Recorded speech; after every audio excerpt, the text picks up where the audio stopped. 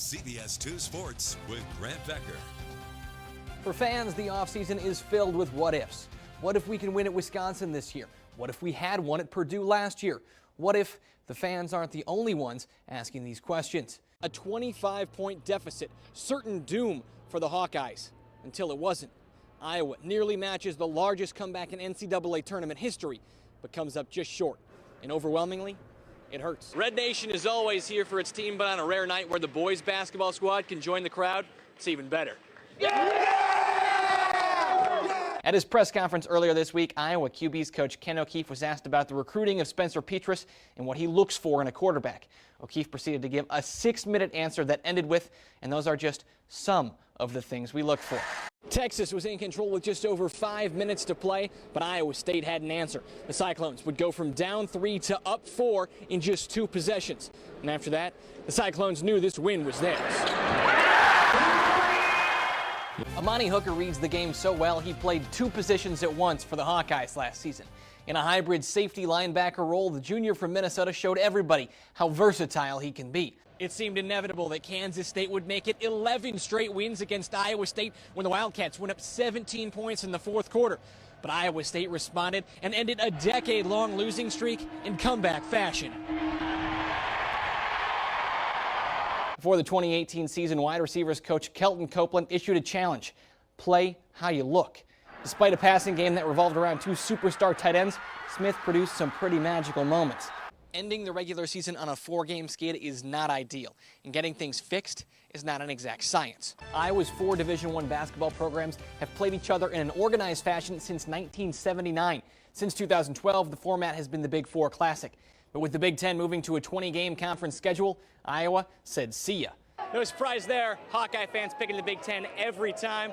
They doubled down on that brand loyalty with their score predictions, too. Number 1. Let's go! And number 2. Rebound it.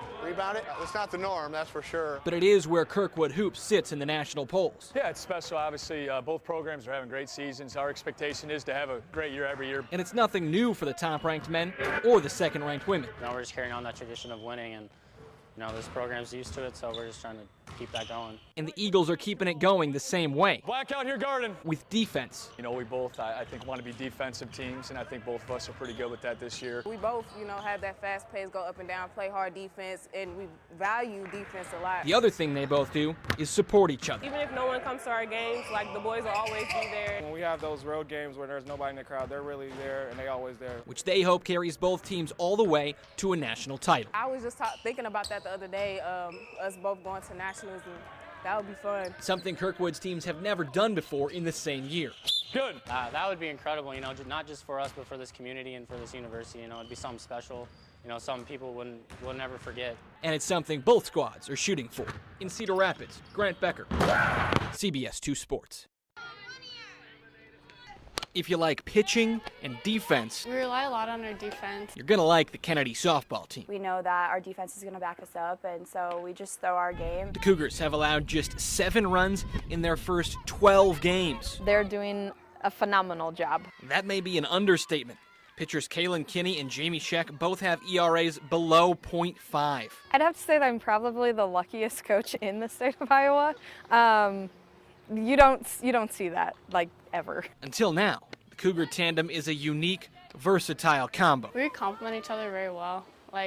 She has the speed and the spin, and I have mostly spin. Jamie's movement is just on another level.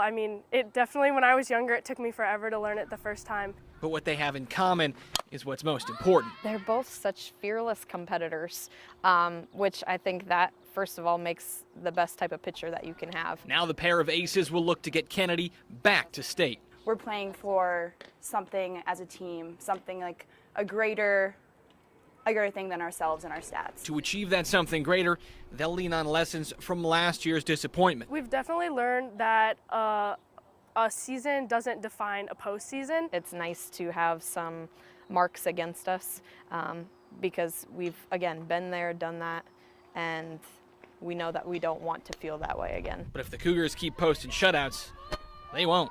In Cedar Rapids, Grant Becker, CBS 2 Sports.